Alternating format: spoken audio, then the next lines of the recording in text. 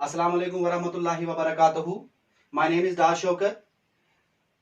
Today I'm going to start the grammar classes for class 9th, 11th and 12th, and maybe or might be it will be useful for the BG courses as well. So my topic today is about the conditional clause. My topic today is all about the conditional clause. First, we need to understand the concept of clause. What does the clause mean? Clause means any sentence which is having the subject and object or subject or predicate, because object is also called the predicate. So let's take an example here. If I will write a sentence, I write a letter. I write a letter, dear students. This sentence contains subject as well as object. This object is also called a predicate, and this is called the agent or do, यानी काम करने वाला. It should be he, she, I, you, we, they, or the name of any person. So this is called the clause. Now, what do you mean by conditional clause? How we can understand the concept of conditional clause? The concept of conditional clause is very simple. I will try to make it very simple and very lucid so that the students can get the or extract the benefits from the conditional clause or from my lecture.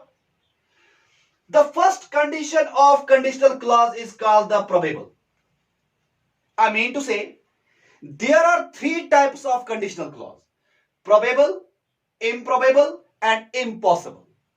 And in these things, the rules are dichotomic and different with each other.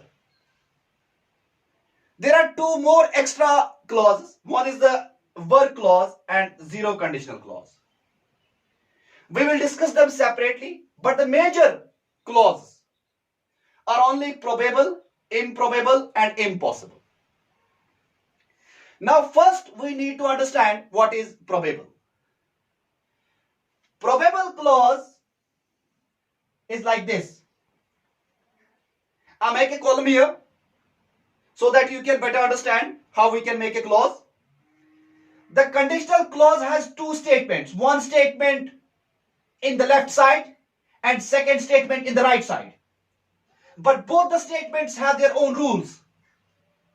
We cannot use the lottery method or lottery randomization. We can use or we can follow the proper rules given by the different scholars or the father of grammar, Lindley Murray.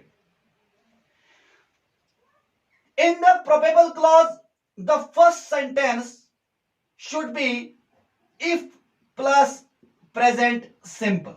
If plus present simple. It means before starting the sentence, you need to put first if. That's why this clause is also called the if clause. It means that conditional clause is also called what? If clause. I put here if. Now present simple. Present simple has its own rule, and that is rule of thumb. You cannot change that rule. You need to focus on that thing. Whatever that rule is, you need to follow that thing.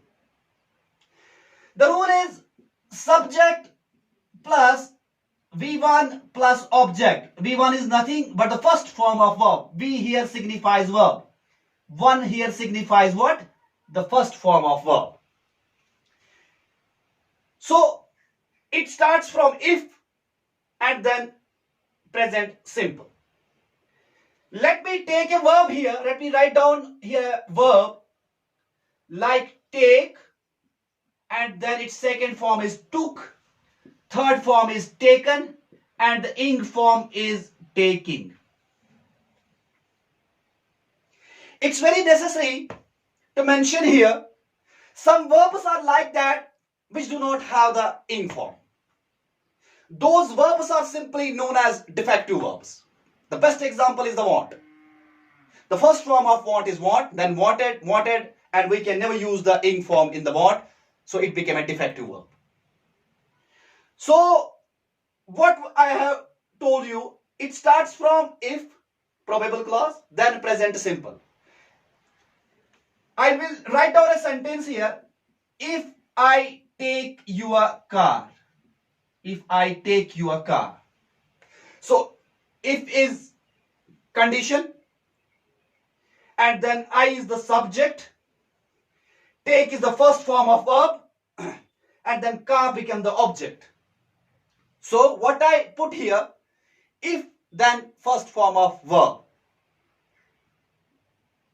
But in the second part of conditional clause, what you need to do, you need to follow the proper rule. You need to follow the rule of thumb. That rule of thumb is that in the probable clause, in second part of sentence, you need to mention subject, will, then shall, plus V1 plus object. It means if I write a sentence here, if I take your car, here it is necessary that if I take your car,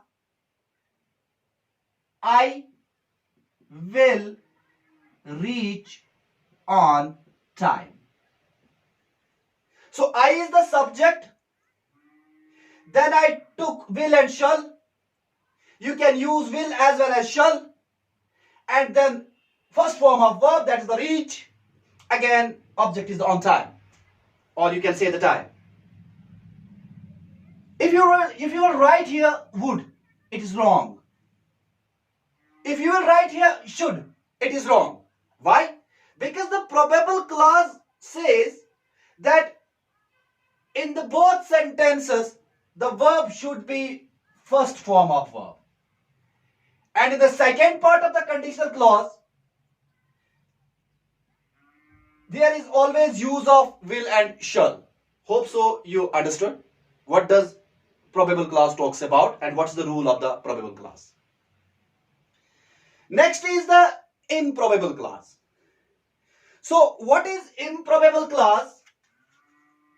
In improbable clause, again we have the two statements, but that statement should be very different from the first statement, that is the probable. As I already told you that the rules are dichotomic, the rules are based on the rule of thumb, and you need to follow only those rules. In improbable clause, you have two statements, similarly same like above. The sentence will start from if, then you need to put here or follow here the past simple. If plus past simple. Example of this clause is, first I will mention here rule of past simple. Subject, verb second form plus object. Let me try to merge this rule in probable clause. How? See, the sentence will start by if. I put here if, condition. Then I will put here a subject. Subject is I. If I, but here I put the second form of verb, that's the took. If I took your car. What I have done in the above statement? I have done take. If I take your car. It's the present simple. But here I said if I took your car. So it's very necessary and imperative you need to follow the second form of verb in the improbable clause. You cannot use the first form of verb. If you put here the first form of verb, it's wrong. You will not get any score in the examination then. In the second part of it, you need to follow subject, could, would, should, then first form of verb, then object. Now how I can make it? How we can make it? I wrote here if I took your car. Here I need to use if I took your car, I could or I would or I should reach on time. Here you cannot use will or shall. That can be only used in the first conditional clause, that is the probable. So hope so you understood what improbable clauses talks about. The third part of the conditional clause is impossible. So let's try to understand the impossible clause. In impossible clause, again we have the two statements. Statement number first, if plus past perfect. The rule of past perfect is subject, had, V3 and object.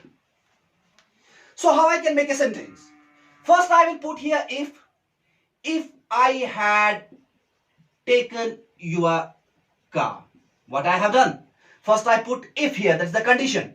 Then I put subject, then I put had, then I put third form of verb, that's the taken, then object, that's the car. So here it is necessary, you need to use the had and third form of verb. But what we need to do in the second part of the impossible clause? You need to put subject, then would have, then should have, then could have, but the verb should be the third form, then object. The example should be like this. If I had taken your car, I would have reached on time. What examiner will do in order to make you confused in the examination? The invigilator or the examiner will put or will set up a question like this. He or she will use here will or shall. So you need to rectify that thing and you need to put over the other would, could or should, so that you will get a good score. So what we have discussed in the conditional clause, there are three types of conditional clause. One is the probable, second is the improbable, and third is the impossible. I clarified all the rules of the probable, improbable and impossible. Hope so you all understood. There are other two extra clause. One is the work clause, then is the zero conditional clause. I will mention those things in the next lecture because it gets very hectic for me to upload the videos because the internet speed is very low. Before leaving and concluding my lecture, I'm requesting all the students, do not forget to subscribe my channel and click on the bell icon. Thank you so much.